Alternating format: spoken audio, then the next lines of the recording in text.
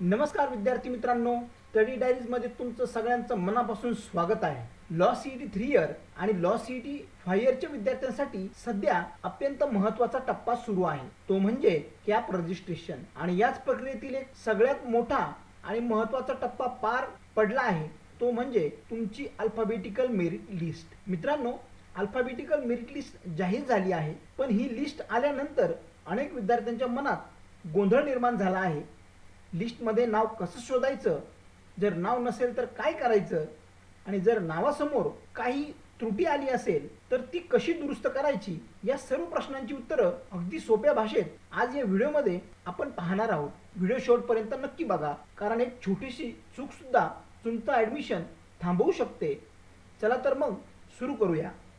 विद्यार्थी मित्रांनो, CET-CELच्या अधिकृत वेबसाईट आल्यानंतर आपल्याला इथे 17 जुलैला ग्रीव्हन्सेस पिरियड एक्सटेंड झाल्याचं नोटीस आली असेल, आणि यावर आपण क्लिक केलं असता आपल्यासमोर एक नोटीस ओपन होणार आहे। या नोटीसमध्ये आपण पाहू शकता LLB 3 इयर केंद्रभूत प्रवेश परीक्षा 2026-27 गुणपत्रिकेऐवजी ऑनलाईन निकालपत्र अपलोड करणे व तक्रार निवारण कालावधी वाढवण्याबाबत। विद्यार्थी मित्रांनो, 2026-27 साठी LLB अभ्यासक्रमाच्या केंद्रभूत प्रवेश परीक्षा यामध्ये सहभागी होणाऱ्या उमेदवारांच्या हिताचा विचार करून खालील प्रमाणे सूचना देण्यात येत आहे। विद्यार्थी मित्रांनो, काही महाविद्यालयांची विद्यापीठांची पात्रता परीक्षांचे निकाल जाहीर केले असून संबंधित उमेदवारांना अद्याप अधिकृत गुणपत्रिका उपलब्ध करून दिलेली नाही। अशा परिस्थितीत संबंधित उमेदवारांना संबंधित विद्यापीठ, महाविद्यालय संस्थेच्या अधिकृत संकेतस्थळावरून डाउनलोड केलेले ऑनलाईन निकालपत्र, तात्पुरत्या निकालपत्र हे संबंधित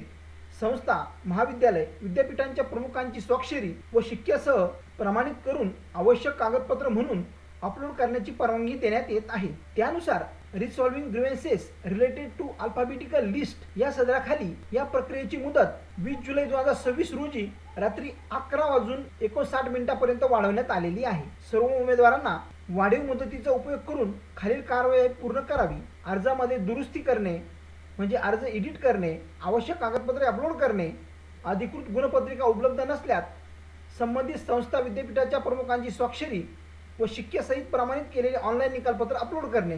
वरील मुदतीत यापुढे कोणतीही वाढ करण्यात येणार नाही, त्यामुळे सर्व उमेदवारांना अंतिम मुदतीपूर्वी आवश्यक कार्यवाही करावी। अंतिम क्षणी उद्भवणाऱ्या तांत्रिक अडचणी टाळण्यासाठी मुदतीची प्रतीक्षा करू नये, असं या नोटीसमध्ये देण्यात आलेलं आहे।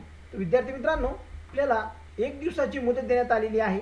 आज 19 जुलै आहे, आपल्याला उद्यापर्यंत 20 जुलैपर्यंत ही मुदत देण्यात आलेली आहे।